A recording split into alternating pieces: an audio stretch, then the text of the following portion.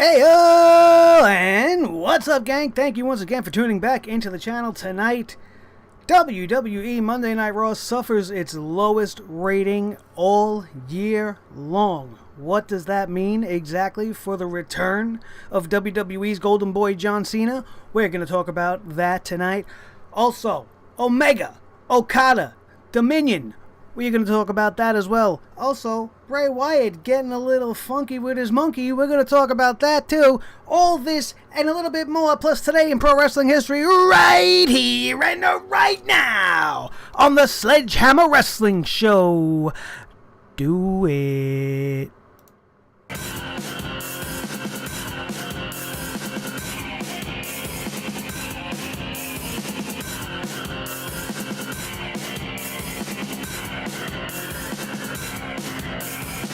Sledgehammer Wrestling Show.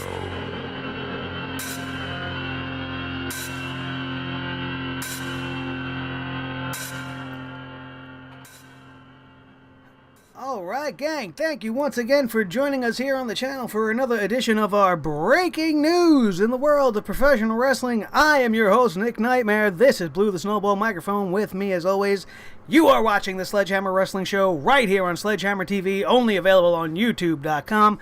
Thank you once again for joining us today. We got a lot of stuff to talk about, so let's not waste any time. Let's get this one out of the way, because I'm sure you heard it. It's been everywhere. It's been all over, so I just have to talk about it if I want to feel like I'm in the circle and in the loop, so let's get it out of the way. Bray Wyatt's wife files for divorce amid allegations and supposed proof of Bray Wyatt getting a little funky with a 24-year-old ring announcer, a certain one we all know named Jojo. And there's a lot of lowbrow shots we could take at Jojo. We can call her all the names she's being called on Twitter and everywhere else, but we're not going to do that because we're not about that here. What we're going to do is we're going to say to you guys, if you watched this first season of Total Divas, you know what I know about Jojo. And Jojo is not all there. She gets a little obsessive with men. She was very obsessed with Justin Gabriel. I know it's not fair to judge somebody based on how they come across in a reality series, as they tend to paint people in a negative light as it is, but she definitely gave them a lot of footage to work with. So they can't make you look that way if you're not at least somewhat a little off kilter for them to compile all this footage to make you look like a psycho hose beast. And it's unfortunate that this type of a situation has now somewhat made her the most hated woman in the whole entire roster of WWE. Because she broke up somebody's marriage. She broke up Bray Wyatt's lovely home. Now, let's not put all the blame on her. Obviously, this guy, he fucked up, alright? And now he's got this little trollop, and he's with little Jojo, and they're doing whatever they gotta do, and that seems to be more important to him than winning matches, as of late. But we're not gonna get too much into that. That's the story. Bray Wyatt is getting divorced. His lovely wife and their two beautiful children now will have to go through all of this nonsense that I wouldn't wish upon any of you, or myself, or anybody else. So that's that, and we're not going to talk more about it, and let's move on. Our main story tonight, WWE Monday Night Raw receives its lowest rating of the year so far, maybe of the last 5 years. I mean, I didn't look back into the stats. I don't got time for all that. But 1.75, down from last week, which was a 2.0. That's a 0.25% drop-off. That is very significant and very telling of what's going on in the world of the WWE. Now, they would have you believe that this drop-off is solely and only because of the NBA Finals happening concurrently as Monday Night Raw was on the air. I am here to tell you that that is complete bullshit, and that if the WWE would go back in history, they would realize that by them hiding behind other events like presidential elections or sports events or award shows of any kind, they are pretty much putting their foot in their own mouths. Because if you go back to a time when WWE had no competition. Right after the Monday Night War, there was no competition. And people would approach Vince about just that. And they would say, Vince, now that there's no competition, where are you going to get your fire to create, great pro wrestling as they had been doing at the time? And his answer, without a heartbeat, would be, well, we view everything as competition now. Everything is our competition. The NBA, the NFL, we're all competitors, and we're all in the same time slot, and we're all competing, and we're all competitors, and we're gonna crush them just like we'd crush anybody else. Ha ha ha ha! Vince, I'm Vince. Okay, that would be his answer. That he looks at everything as competition, and he claims that he always looked at everything as competition, even when WCW was still around.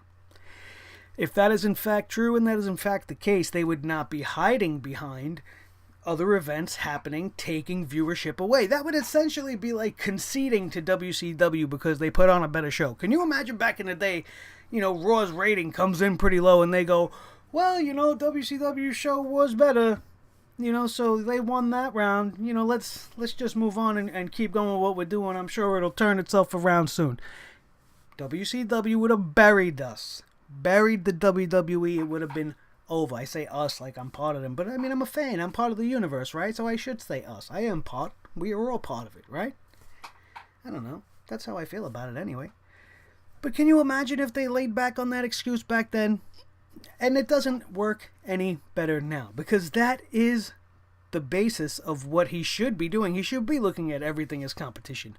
When Monday Night Football's on, or when you got game 5 or 6, whatever game it was of the NBA Finals, with the chance of the Golden State Warriors winning the trophy that night, that should be your motivation to put on the best show ever. That shouldn't make you go, all right, well, we'll put the best segment on first, get that out of the way, like you did similar to the pay-per-view with the John Cena AJ Styles match. I forget which pay-per-view it is now, forgive me. When they went on first, when they should have definitely not, but they did that, because the president was going to be on later that night. So that's not how you're supposed to view things. You're supposed to want to crush the presidential address. You're supposed to want to crush the NBA Finals and show the world that, wow, 92 point blah million people watch the finals, but 100 million people watch Monday Night Raw. We should be watching Raw instead of the NBA. That's the mindset they should have. But they don't. They're just resting on their laurels because there's nowhere else for us to go. At least not yet.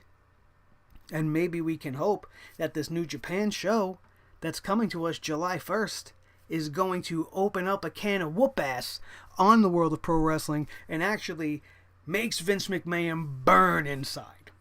Or makes them care even this much. Because I'm sure if they cared even this much, it would come off as a better show.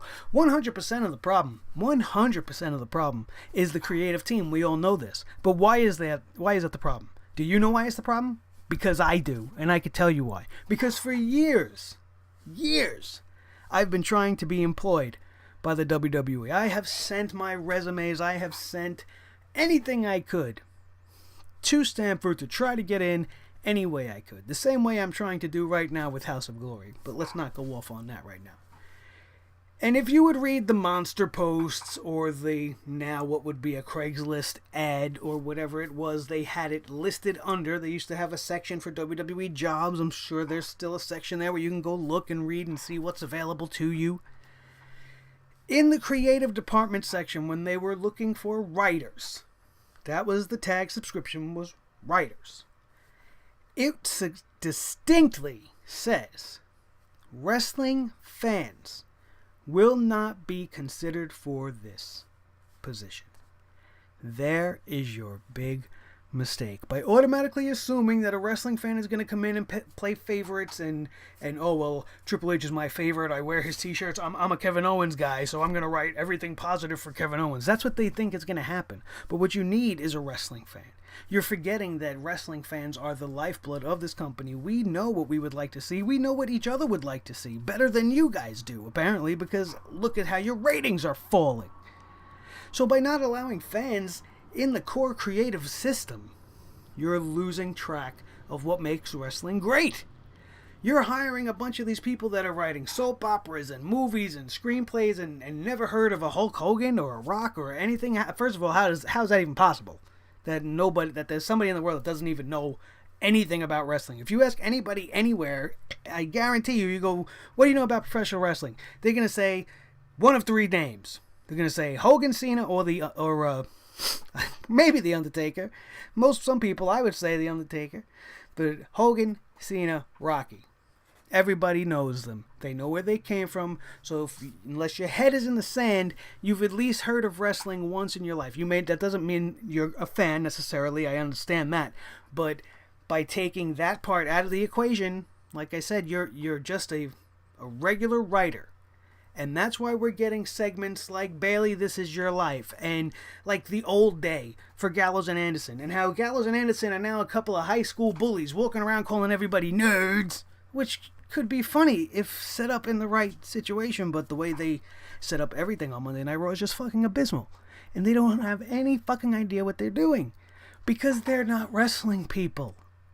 This is a company that is being written by people who don't know anything about pro wrestling. They know about trying to write drama and trying to attempt comedy. They're not very good at it, but they can definitely attempt it. But even their best attempts do not come across in this world, because they're not meant for the world of pro wrestling. They're meant for stage and screen and soap operas and daytime TV. They're not meant for primetime Monday night television. Just not meant to be. And like I said, we can only hope that New Japan's presence in this country, makes this company shift gears and start moving in the right direction.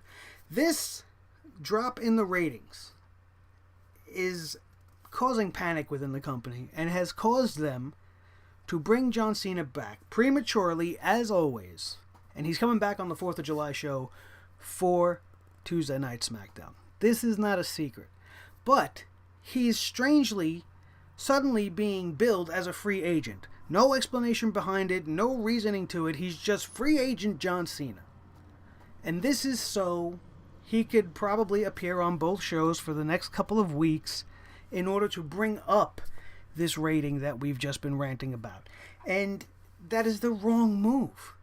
Some of the suggested things that I've been hearing are going to happen with Cena are he's going to take the title off of Jinder Mahal, because that experiment has failed and has sailed and has got to wrap up. So we're just going to take our American superhero, make him win the belt back on America's biggest day, and start something else there. I don't know. Another big rumor going around is that Roman Reigns' special announcement may have something to do with the return of John Cena, and he's going to have to be on Raw in order to take on Roman Reigns at SummerSlam, which some people have speculated. I definitely hope that is not the case. That is probably the worst wrestling match of all time for most of us, with the two guys that we just don't want to see the most. The two men of the machine that have been crammed down our throat for the last 25 years combined. It's just not something I want to see. I'm sure some of you might want to see that, because of, it's John Cena and it's Roman Reigns, and you'd want to see who's going to come out the victor in the end. But I don't want to see Roman Reigns beat John Cena. I don't want to see Roman Reigns beat anybody. You know this. But especially in that scenario, it's just cheap booking. And not for nothing, that's probably more of a WrestleMania match anyway. If you're going to do it, you might as well do it big. The two biggest guys in the company for the last 20 years. That's where you do a match like that. SummerSlam's the biggest party of the summer. It's the second biggest pay-per-view of the year. You could make a case for it for that. But I would say if you're going to do it then, and keep Roman Reigns away from Brock Lesnar and the Universal title, and that'll be fine. Let him do that instead. I'm all for it. But that's it. On that you can only hope that these two terrible ideas are just that, and that they're just ideas, and they're going to go on with it in a completely different way. Maybe he's just going to show up, say Happy 4th of July, and go away. And who knows what Roman's announcement's going to be, but that's another story for another day. Let's get into New Japan, since they just might be our only hope. New Japan, the July 1st show on Access TV will be headlined by Okada versus the American Nightmare Cody Rhodes. for the IWGP Heavyweight title and will also feature first-round matches in the United States Heavyweight title tournament. Those are going to be Kenny Omega versus Michael Elgin, Jay Lethal versus Hangman Page, Tomohiro Ishii versus Tetsuya Naito, and Jack Sabre Jr. Did I say Jack? I meant to say Zack. Zack Sabre Jr.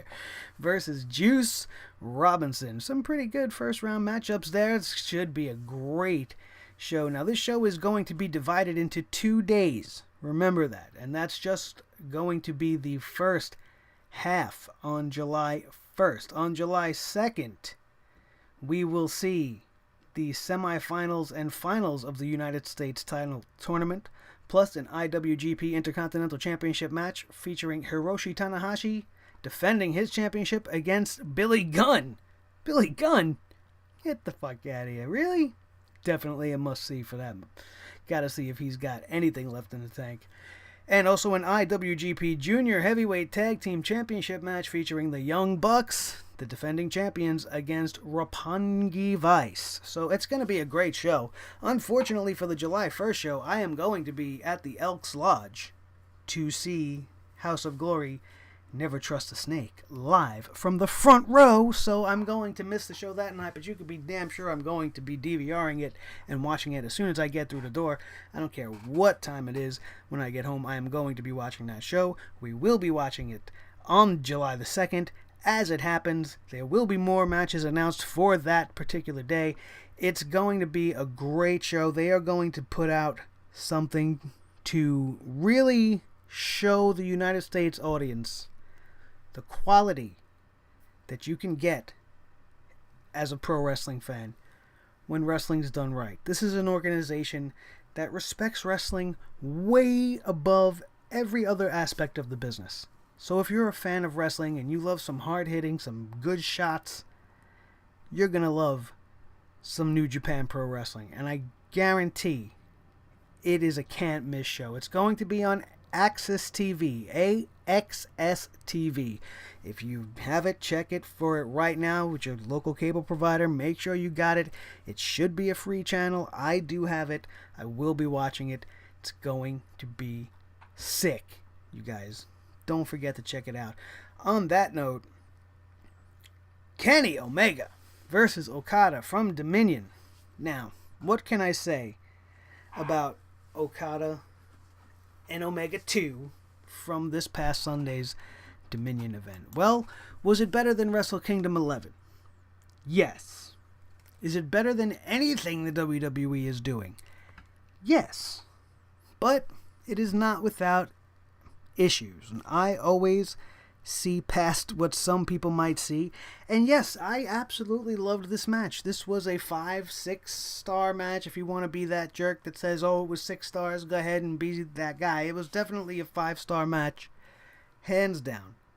60 minutes of some of the most intense, brutal beating you will ever see in your life. These guys beat the shit out of each other for near 60 minutes continuously. It was fantastic, but let's get to the criticisms. My main criticisms here is, it seemed to me as if they were just doing the same sequence over and over. It was an impressive sequence, and they kept hitting everything, but it just seemed like it was the same thing, only this time we're going to do it outside the ring, and then we'll go back inside the ring and I'll do it a little harder, and then next time I'll do it and I'll reverse it, and then you'll do it and then I'll reverse it, but it's going to be the same general move set throughout the entirety of the match from both guys.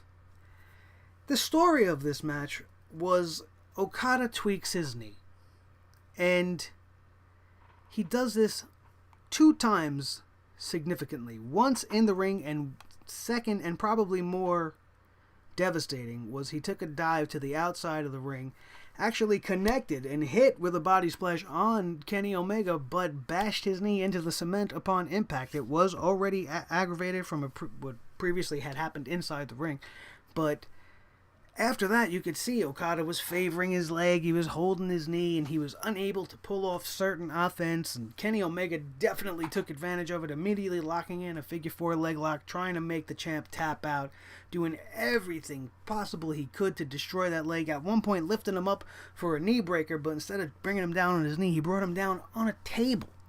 It was fucking brutal. It was an amazing sight to behold. It was a fantastic match. I cannot stress that enough. I am not saying this was a bad match. This was a great match. But how many drop kicks can you throw in a match?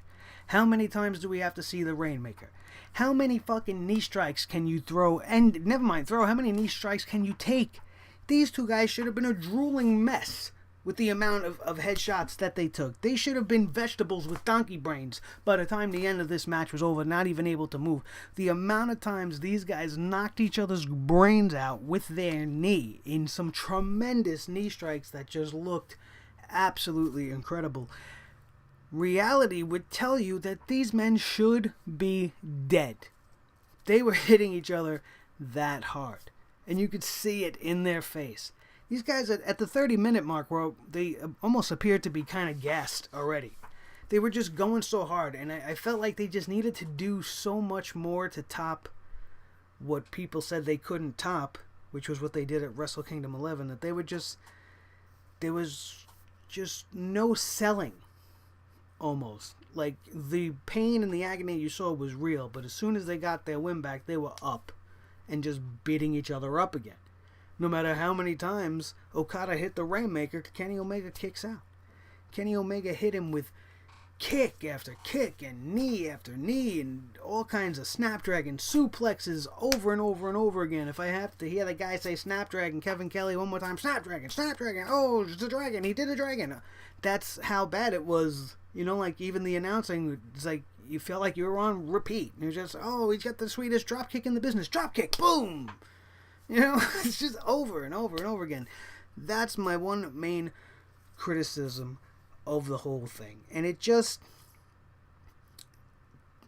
rubbed me the wrong way that about 40 minutes into the match, like, Okada's knee was just, like, fine. Like, nothing had ever happened to it. And he was, like I said, kicking Omega in the face with the knee that was supposedly injured, not even reacting to the fact that it was still injured. At the end, these guys end up not being able to cover either one of them. Kenny Omega with the closest fall of the match after he finally hits the one-winged angel, which is something that they've stressed throughout the entirety of the match, that if he hits the one-winged angel, he is going to win this match. It was emphasized throughout the first match. It was emphasized again throughout this match. And this time he actually got to hit it. But Okada is so damn long and gangly that his leg just draped perfectly, just enough to get his toes over to the bottom rope. And his legs were between the rope, stopping the count. And from then on, it was anybody's game. And then at the end, it was nobody's game, because these guys wrestled to the 60-minute time limit conclusion. You can hear the excitement in the crowd, and something they do that I enjoyed was that, you know, they announced the time, which is great. Like, they told you 45 minutes left, 50 minutes left. They said it in Japanese, of course, but obviously that's what was said, and then the announce team would repeat it, and then the crowd would react. Oh my God, it's 30 seconds left. You'd hear the crowd, oh, getting all hyped, getting into it, because something has got to happen. There's 30 seconds left, and it just added to the drama of the match. Another thing I liked from the crowd was all the Kenny,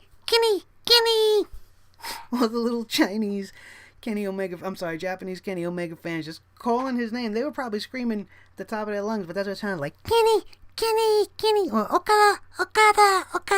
Fucking hysterical. Just a little something fun to add to the match. Just sitting there watching these two guys beat somebody out, and then you hear Kenny. It just drove me crazy with laughter. You know, it didn't kill me. It was just something I think added a little bit to the match. Not that should sway you here or there whether or not to watch this match. You got to go back and watch it. If you didn't see it, check Daily Motion, check YouTube. That's where I found it, on YouTube. I ended up getting to watch it. Time would expire, and these two have no conclusion. I'm sure there'll be a third, and at this point, I couldn't pick who would win. I would say that Kenny Omega would almost have to win. He would have to win the third. Because Okada couldn't beat him. Like I said, he hit him with like 150 Rainmakers, which is supposed to be his best move. So if he couldn't beat him after that, he's never going to beat him. The guy really is the Terminator. That's another thing. The crowd in Japan, not known for really being involved in the show, but at one point during the Omega Okada match, they were doing the Terminator song, the clap, the dun dun dun dun dun dun dun dun dun dun, and I just thought that was fucking great. And I wish that the fans in the States would get back in the game, because in the last few weeks, on the last few shows, you guys have just been completely bored out of your minds, I guess, because you're sitting there at Monday Night Raw. But come on, get into it. If you got tickets to go to a show, get your lead out. You know, put your phone away, unless you're taking pictures, and get into the fucking show. What's wrong with you people? Come on. Silence throughout fucking SmackDown. Barely anything till the end. Same thing on Raw. Just crickets for most of the show. Nothing exciting going on. I don't blame you, but you're there. I mean, at least try to make it more of a show for us. Get involved more. And stop with the what. Stop with the what and stop with the CM Punk. Just make new stuff for the new guys that are there. You know, chant something at AJ. Chant something at Finn. Chant something for them. You know, stop with the what. It's getting old. Nobody cares anymore. Nobody hears you even. It's almost like, these guys again. Anyway, that's gonna do it for the news. We are gonna wrap it up today with a very, very small today in pro wrestling history. Not too much going on throughout history on this date, so we're going to go pretty close, being that Money in the Bank is this weekend, and we will have the preview show coming up this weekend before probably Friday or Saturday, obviously before the pay-per-view. 2 years ago today, WWE presented Money in the Bank from the Nationwide Arena in Columbus, Ohio. Everybody here watching this show probably remembers this show. In the kickoff match, we had R-Truth defeat King Barrett. That seems right. The Money in the Bank ladder match had Sheamus defeating Neville, Roman Reigns, Randy Orton, Kofi Kingston, Kane, and Dolph Ziggler for that guaranteed shot at the World Heavyweight Championship within 1 year. Nikki Bella also defeated Paige to retain the WWE Divas Championship. The Big Show defeated Ryback by disqualification, as if anybody gives a shit, for the WWE Intercontinental Championship. John Cena defeated Kevin Owens. I was not happy about that at all. In the only role anybody gives a shit about him in, the Primetime Players, I almost couldn't get that out there. Titus O'Neil and Darren Young defeated The New Day to win the WWE Tag Team Championship. Oh, how times have changed. And in the main event of that evening, Seth Rollins defeated Dean Ambrose in a ladder match to retain his WWE World Heavyweight Championship. And that was today, June the 14th, in pro wrestling history. Thank you guys so much for joining me today. This was a fun episode. I liked this one. It was a lot of good stuff to talk about. I like talking about the New Japan stuff. Omega and Okada burned it down. WWE Monday Night Raw needs to adopt the philosophy of NXT and get rid of these guys, these jerk-off guys that don't know nothing about wrestling. Look at what somebody that knows about wrestling can do when put in charge of a show. Somebody like Triple H, guys like William Regal. These are the guys in their creative circle. These are the guys doing things in NXT. I forget the guy's name that got promoted to SmackDown, but he's probably handcuffed up there because that show, although it usually does mildly better, has lost its way. SmackDown's almost become just as bad as Raw. And something's got to give. And stop blaming everything else, because everything is competition, Vince. So you should be wanting to beat everything. And when you lose, you shouldn't just be like, well, the finals were on. Would you have done that if WCW kicked your ass that week? Oh, well, they had Goldberg, so, we'll get him next time. No, that's not what you did. And that's not what you should be doing right now. Fix pro wrestling, you bastard. It's time. And I hope, like I've said like 3 times already, that New Japan is the fire that starts to burn it all to the ground. I am Nick Nightmare. This is Blue the Snowball Microphone. Thank you for watching the Sledgehammer Wrestling Show. Once again, do not forget to smash that thumbs up, hit that like button, share this video with your friends. Don't forget to subscribe if you have not done so already. Thank you all so very, very much, and I am out of here. And we'll see you next time on the Sledgehammer Wrestling Show.